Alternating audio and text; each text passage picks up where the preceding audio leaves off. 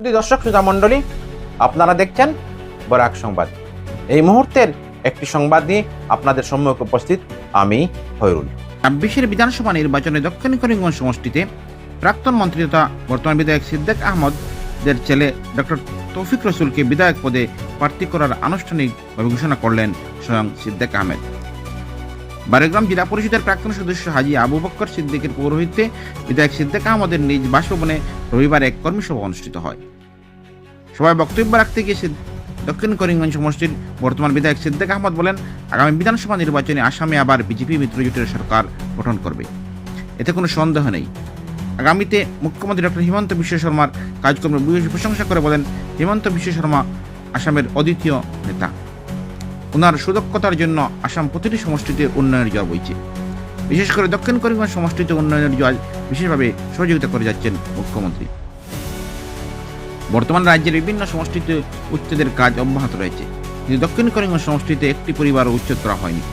তার পরবর্তীতে সমষ্টিতে কয়েক শত পরিবারকে জমির পাট্টা প্রদান করা হয়েছে। বর্তমানে ২৭টি জিপি নিয়ে গঠিত দক্ষিণ করিমগঞ্জ সমষ্টি আগামী বিধানসভা নির্বাচনে তিনি প্রতিদ্বন্দ্বিতা করা মোটেই সমীচীন হবে না।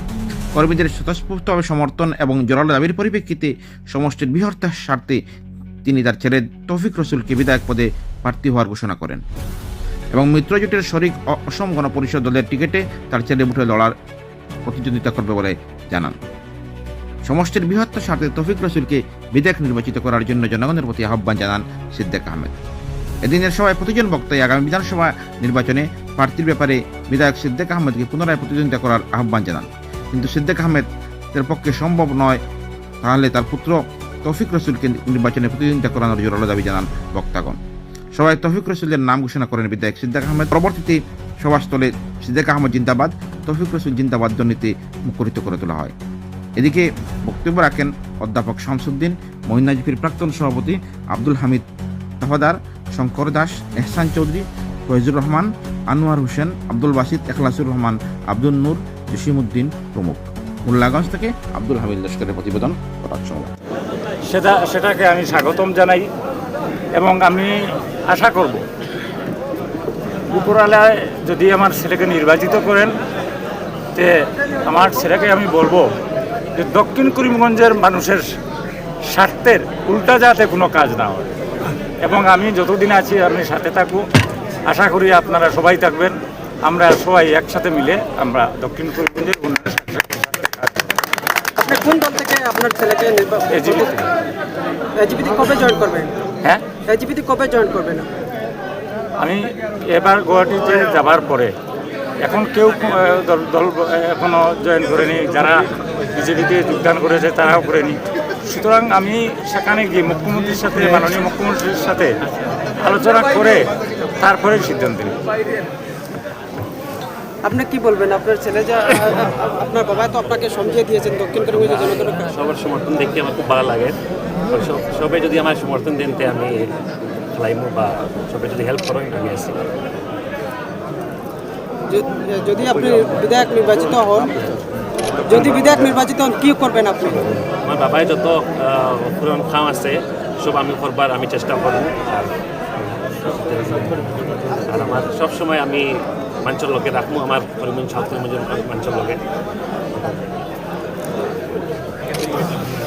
আসলে আজকে যেটা সিদ্ধান্ত হয়েছে এটা দক্ষিণ করিমগঞ্জের আমাদের যারা কর্মী, আমাদের যারা মানুষ, সবের সিদ্ধান্তই আজকের সিদ্ধান্ত।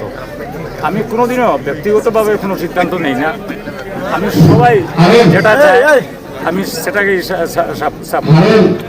আজকে আমি নিশ্চয় আনন্দিত। আজকে এই দক্ষিণ করিমগঞ্জের আমাদের যারা কর্মী, আজকে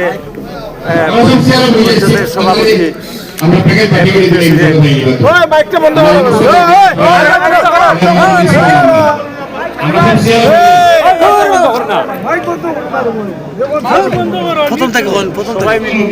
এইভাবে করা সম্ভব হচ্ছে না।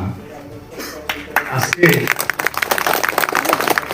যখন সামনে বিধানসভা 16, 17, 18 আমরা গঠিত থাকবো, অনেক আরো মনের যাবে না যে তাই বিধানসভার থেকে পরে কিটা সিদ্ধান্ত নিবা। আমি টিকিট পাইমু কিনা এও ওনাদের মনের ধারণা। আমি সংক্ষেপে আপনারা একটা কথা কই, এজিবির টিকিট আমি চাইছি না। আমারে প্রথম মাননীয় মুখ্যমন্ত্রী ডাকিয়ে নিয়া কইছেন তুমি জিততে।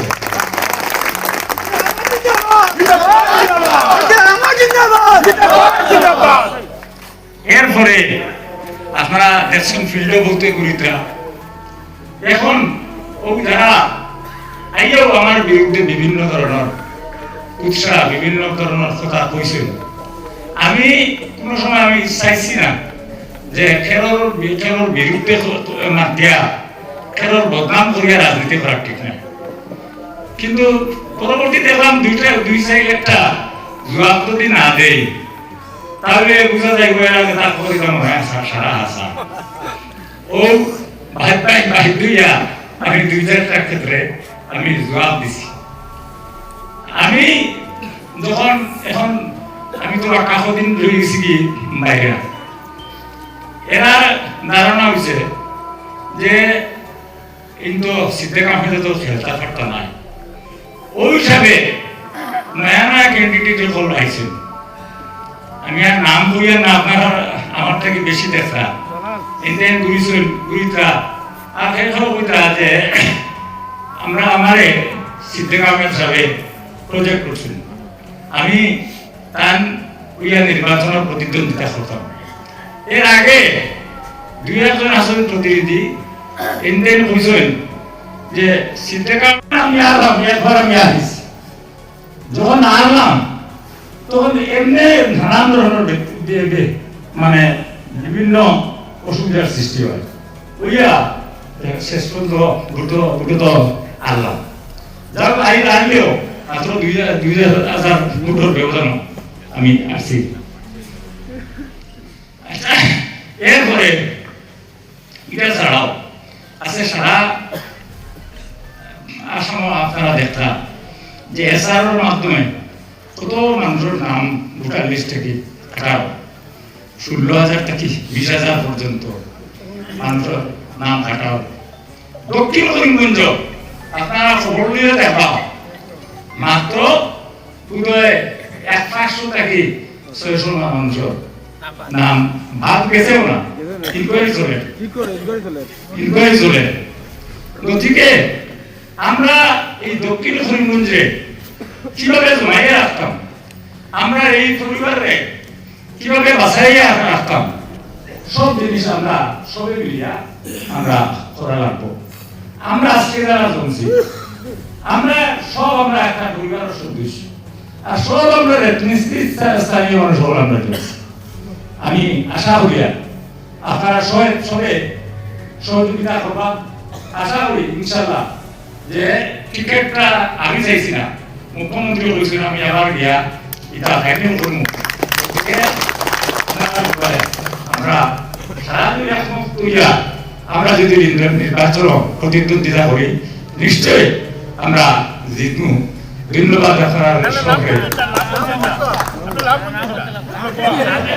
আপনি পরিষ্কার করে দিলেন।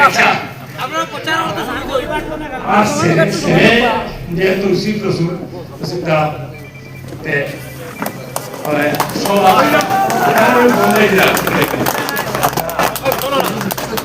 আপনি কোয়া লাগে আমরা করি আজকে প্রকাশ হয় ভালো হয়ে গেছে।